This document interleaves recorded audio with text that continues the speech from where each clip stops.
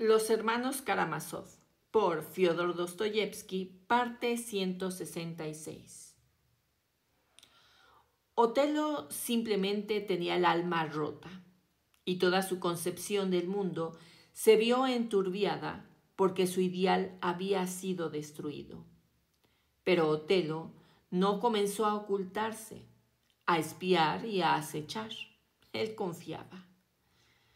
Al contrario, hubo que provocarlo, sugerirle, excitarlo con considerable esfuerzo para que se diera cuenta de la traición. Los auténticos celosos no son así. No es posible imaginar siquiera toda la deshonra y la decadencia moral con la que es capaz de transigir el celoso sin el menor remordimiento de conciencia. Y no es que sean almas vulgares y sucias. Al contrario, es posible ocultarse bajo las mesas, sobornar a gente infame y acostumbrarse a la inmundicia más ruin del acecho y el fisgoneo teniendo un gran corazón, sintiendo un amor puro, lleno de abnegación. Otelo no podía de ninguna forma resignarse a la traición. No era incapaz de perdonar, sino de resignarse, a pesar de que su alma era apacible y pura como el alma de un niño. No sucede lo mismo con un auténtico celoso. Es difícil imaginar a qué puede acostumbrarse y resignarse y qué puede perdonar un celoso. Los celosos están más dispuestos a perdonar que los demás hombres. Y esto lo saben todas las mujeres. Un celoso puede y es capaz de perdonar. Después de una terrible escena, desde luego, muy rápidamente. Por ejemplo, una traición que prácticamente ha sido probada, unos abrazos y unos besos que ha visto con sus propios ojos. Siempre que al mismo tiempo pueda convencerse de algún modo de que eso ha ocurrido por última vez y de que desde ese momento su rival va a desaparecer. Parte a los confines del mundo, o de que él mismo se lleva a su amada a cualquier sitio donde ya no va a encontrarse con ese terrible adversario. Por supuesto, la reconciliación apenas durará una hora porque, aun en el caso de que el adversario haya desaparecido realmente, al día siguiente el celoso se inventará uno nuevo y empezará a sentir celos de este nuevo rival. Y alguien podría preguntarse, ¿qué puede haber en un amor ante el que hay que estar siempre alerta?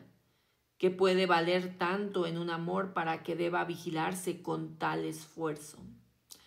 Pero esto nunca lo comprenderá un auténtico celoso.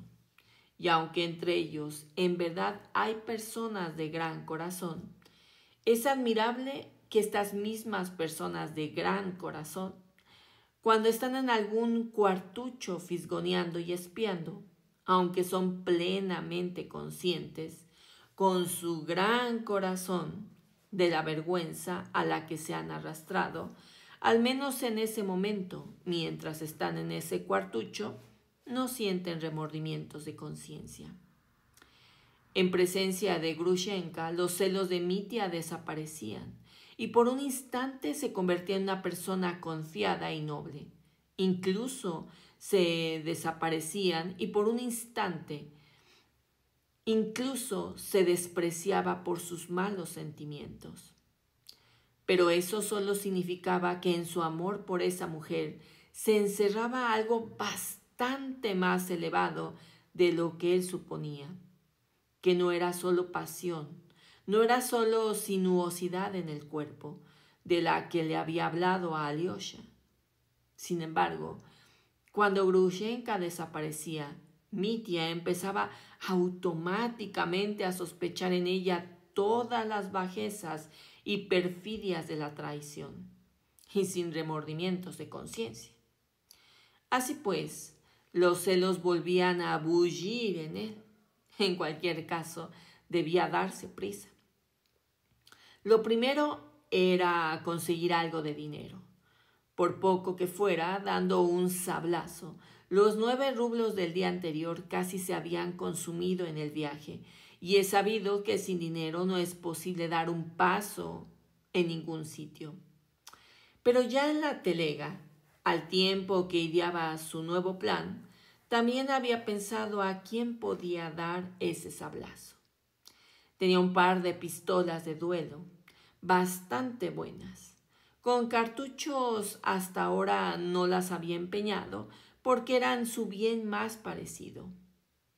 Hacía tiempo que había conocido en la taberna Ciudad Capital a un joven funcionario, y allí se había enterado de que a este funcionario, soltero y con posibles, le apasionaban las armas.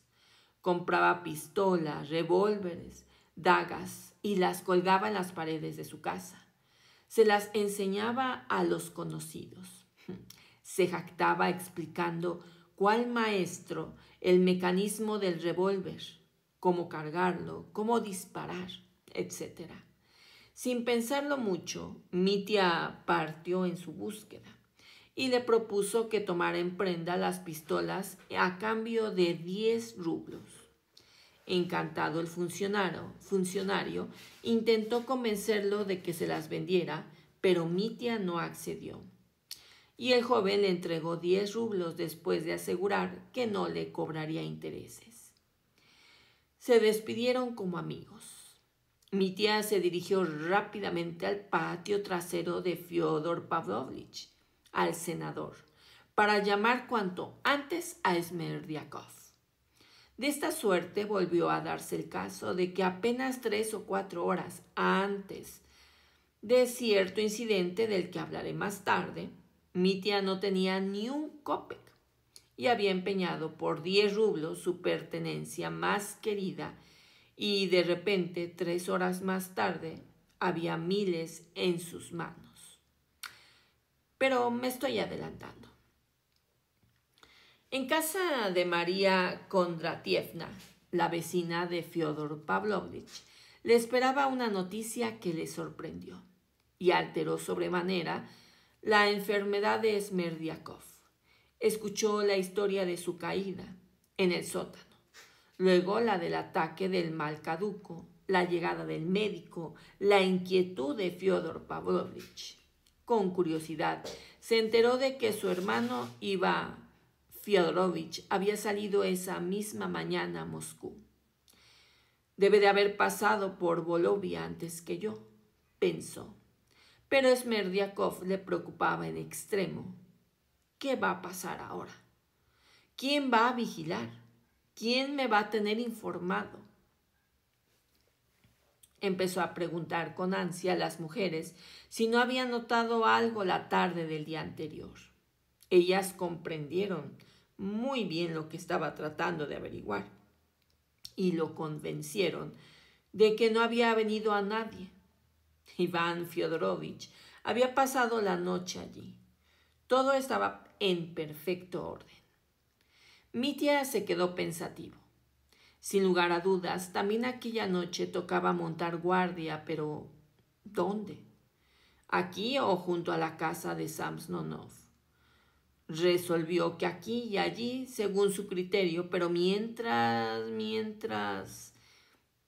El caso era que tenía que poner en marcha su plan más reciente, ese nuevo y seguro, ideado en la telega y cuya ejecución ya no era posible posponer. Mitya decidió dedicarle 1 hora. En 1 hora lo habré resuelto todo. Me habré enterado de todo y entonces iré primero a casa de Samsonov. Averiguaré si está allí Grushenka y luego regresaré aquí. Hasta las 11, después otra vez a casa de Samsonov, a buscarla para acompañarla de vuelta a casa. Eso fue lo que decidió. Corrió a su casa, se lavó, se peinó, se cepilló la ropa, se vistió y salió hacia casa de la señora Jojlakova. ¡Ay! Ahí estaba su plan. Había decidido pedirle prestados 3,000 rublos a esta dama, y sobre todo de forma